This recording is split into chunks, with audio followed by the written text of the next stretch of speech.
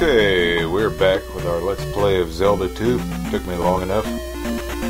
We're going to be going to the third palace.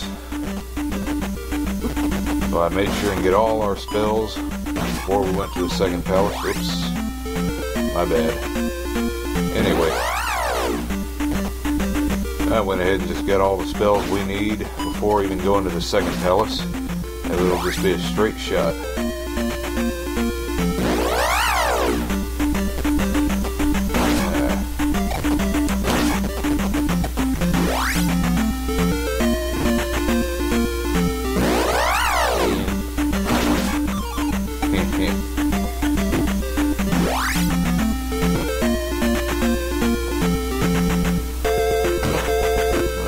Couple of things in the graveyard here. One, hell. That's not what I wanted to show you. Don't let these red ghosts hit you, because they'll take experience points from you, by the way. The first here is called King's Tomb. We'll use this as our starting point for the purposes of this. Go 3 south and 2 west. You'll find a magic jar if you need it. There are red... Oh no, they're not. Okay, there's no red alligator knights. Now, we go 7 south of King's Tomb. We come to a cave. This is where our first use of the fairy spell comes into play.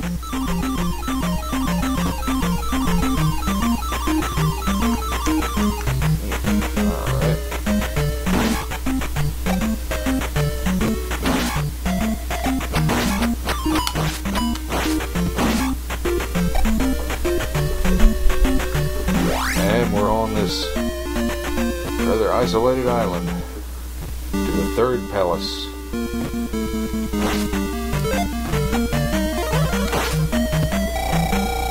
Now, I've noticed in most of my playthroughs of this game that statue in the beginning, more often than not, will release an iron knuckle rather than a red jar. Okay. Now you saw that blue flash up there? Watch out. This guy is most interesting. Don't let him hit you with those axes, because they do a lot of damage. And as you notice, they'll boomerang right back at you. And also the Stalfos in this level seem to be better armored. They got helmets so you can't down thrust them. They're not too tough though.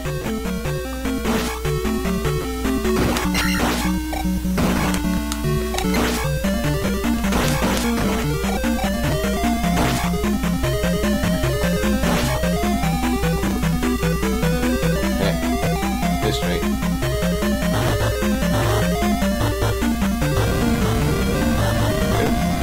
Don't hit the fire, because that hurts too.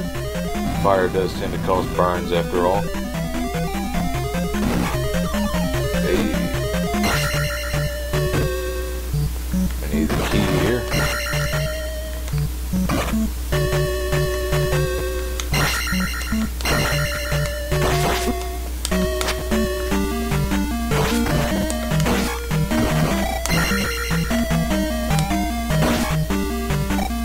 If you're new to this game, I'd recommend just avoiding those blue axe throwers altogether.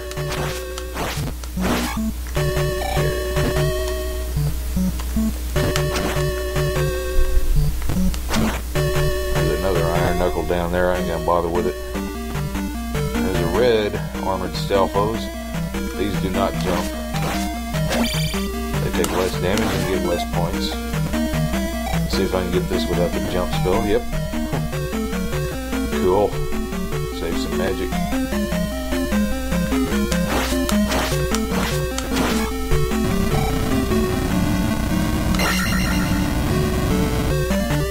Nah, he ain't gonna get me.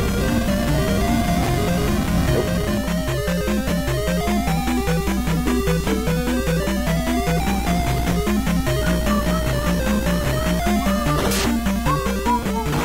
Yeah, I hate those things. We're going to be seeing plenty more of them.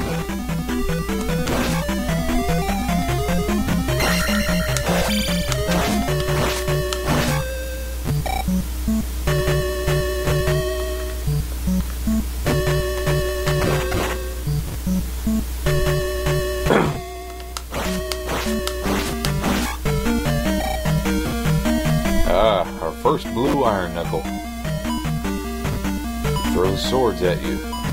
Watch. 1, 2, 3, 4, 5, 6, 7.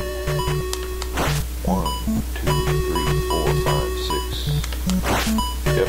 Every time you hit him, he will throw a number of swords at you. So be prepared to block them. See?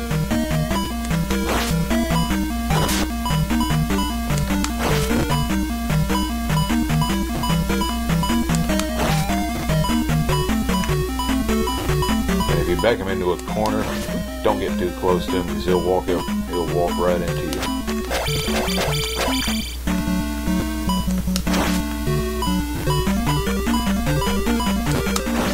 Got it. Man, do we need to refill our life. Okay. Like I said in the earlier video, I don't normally play for an audience. Oh, where though? I'll do my best to make this the best experience possible for my watchers.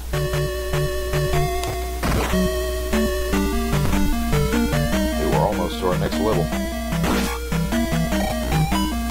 The thing I hate about these flying heads is this, whatever vertical position of the screen you happen to be in at the time, that's where they'll come in at. So if you're jumping and they come in, they'll come in at that level. You'll be just standing there and you'll try to block with your shield, but beam will go very slightly over or under your shield and hit you anyway, making it very hard to block. Now we come to a room full of them. We have to go down here into one of these holes to get a key, which is not so hard, but then we have to make our way back up while fighting these things.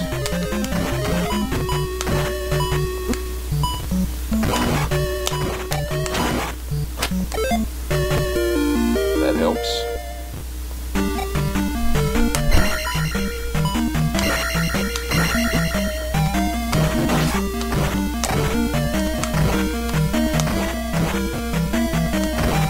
Okay, managed to get out of there without getting killed. Next part's easy, relatively speaking.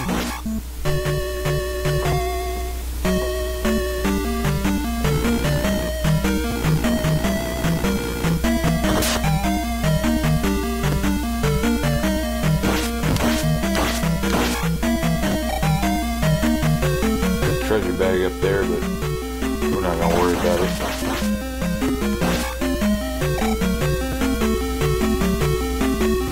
Here comes a very interesting section. Now there are a few ways you can do this. You can cut out the block under this blue knight, let him fall through and go over the top there, or you can fight him and get the points. I usually fight him and get the points, it's up to you.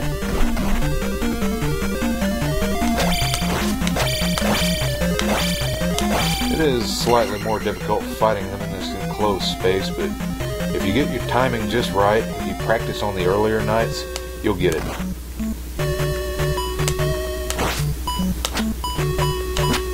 See what I said about letting him get too close?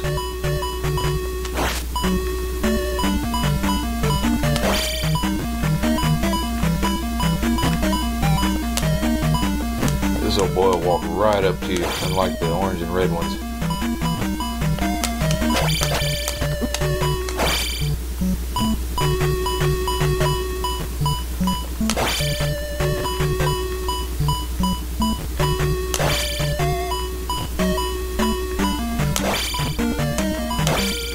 Alright.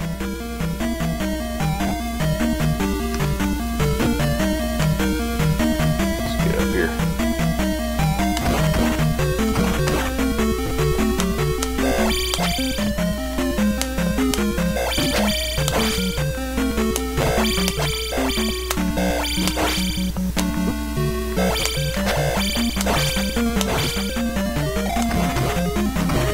Don't think we have enough of the life spell. Nope.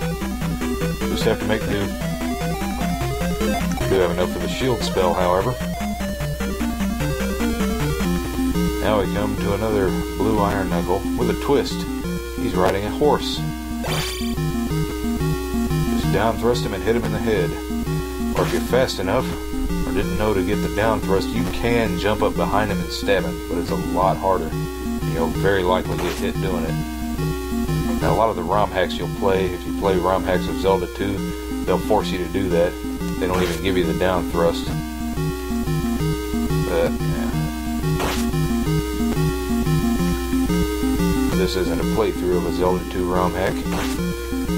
If you hit him enough times, he'll give up on the horse and attack you. Boom. Now, he's a little different from the regular blue iron knuckles.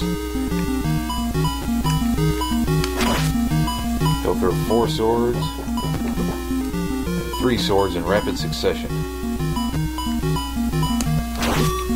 You have to jump between the swords and hit him.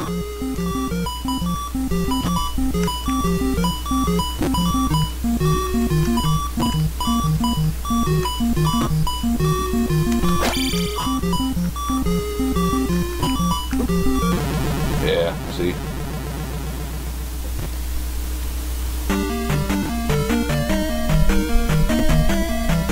Yeah, it's best to get this on full life.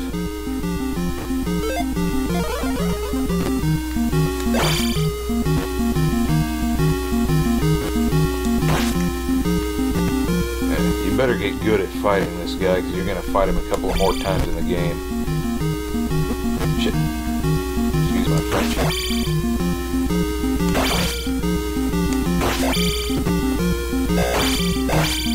Hey, free hit.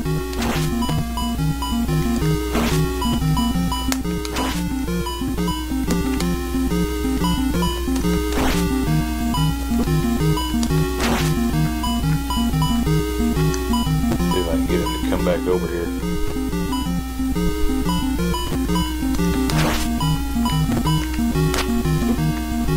Come here.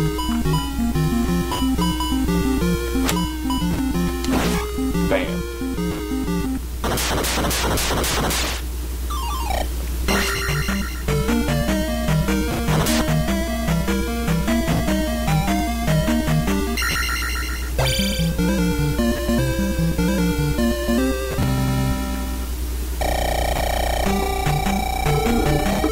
Alright then, we are done with this portion of Let's Play. See you next time.